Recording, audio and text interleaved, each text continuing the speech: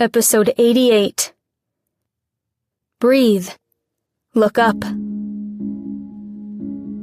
However, that was impossible.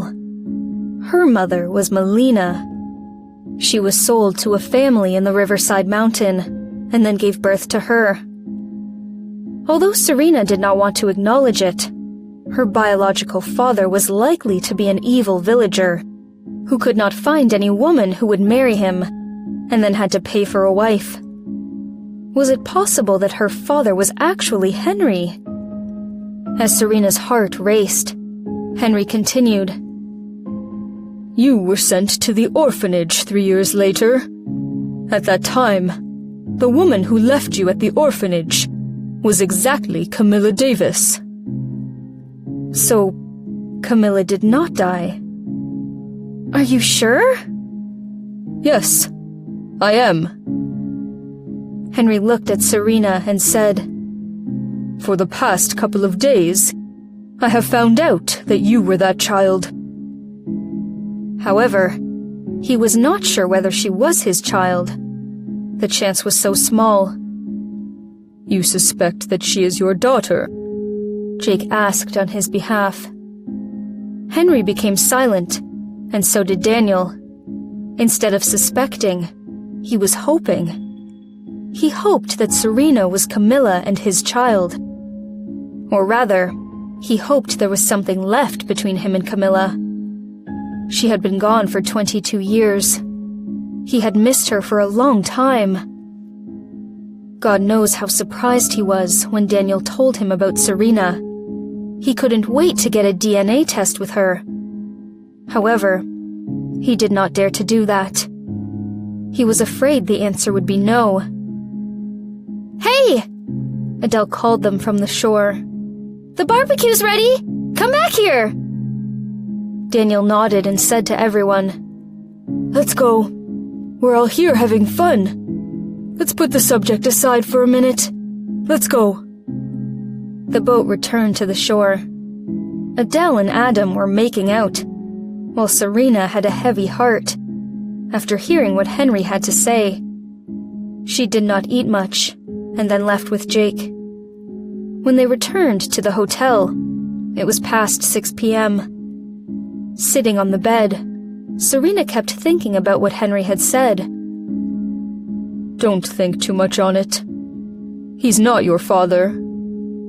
Jake handed her a cup of lukewarm water and said calmly, "Huh?" Serena looked up. "How do you know?" "Just a guess." "But I feel like there is a great possibility. What should I do? Camilla looks so much like me, don't you think?" "Yes, but she is not Melina." "I know." She had seen photos of Melina. When she saw them, she felt like she did not really look like Melina. She had thought that she looked like her father. However, now thinking back, the reason she was not welcome in the Clark family might actually be because of the fact that she was not Melina's daughter, and thus not biologically related to them. Maybe that was the reason, instead of the fact that she did not grow up in the family. Serena suddenly felt there were a lot of mysteries about her parents. Melina, Camilla, Henry, Riverside Mountain. Don't overthink it. Whether your mom is Camilla or Melina, she left you at an orphanage when you were just a baby, which makes her a bad mother. And someone who did not protect his wife and daughter could not be called a good father. Serena heard him and nodded. So, you don't need parents. All you need to know is that you have a good husband. All you need to know is that you have a good husband. A good husband. Serena felt a bit mesmerized, looking up at Jake. She once felt the word husband was never going to mean anything to her. But at this moment, her husband was right in front of her, sharing a room with her. He was still that elegant and cold guy, but no longer distant. He told her that she had a good husband. Her eyes wet. Serena suddenly had a feeling of her dream coming true. It was so sudden that she could not process it. Seeing her eyes watery, Jake lowered his voice and said, "Are you seducing me?" Serena was shocked under his blazing gaze, whispering, "I'm not." When did she ever do that? She did not do anything at all.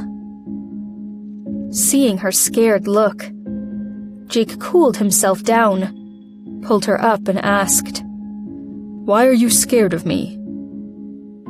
Each time, he could see how scared she was of him. In the beginning, he found it funny. However, later on, he discovered that she was not pretending, but actually afraid of him.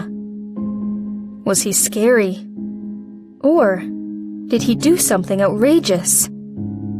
"I'm not," Serena denied weakly. Seeing her evasive look, Jake looked away and said coldly, "I don't want my wife to have a heart attack before she gets old." Confused, Serena gazed at him. "So, don't be afraid of me." Serena blushed and couldn't help feeling blissful. She nodded. It was the first time that Jake had seen her so bashful. How delicious.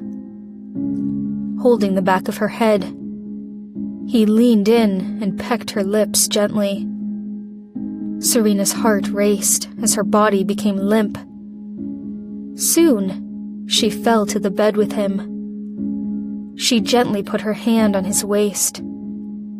Closing her eyes, Serena was so nervous that she was shaking.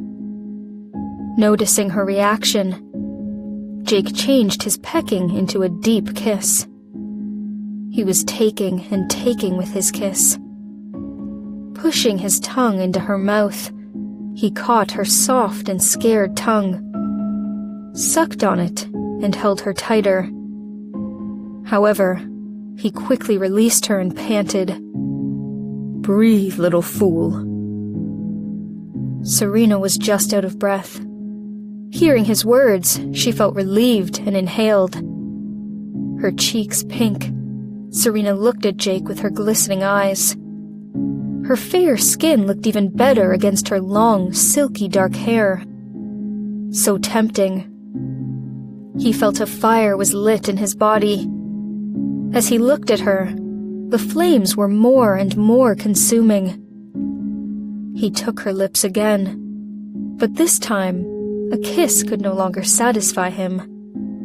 He kissed down her neck, collarbone, and then her breasts. Noticing him lifting her skirt, Serena immediately became alert, holding his hand down. Jake paused, looked up, and looked at her with his breath accelerating. His lips were wet, looking alluring. He slightly licked his lips, which drove Serena to clench her legs.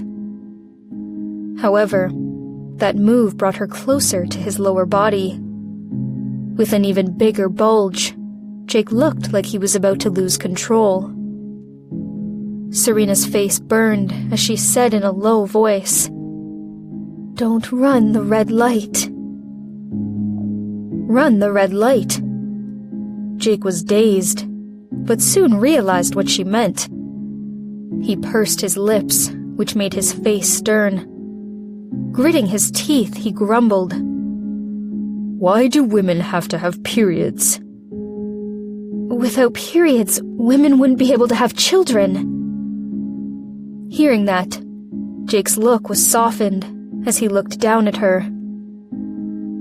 "All right. For our babies." Our babies.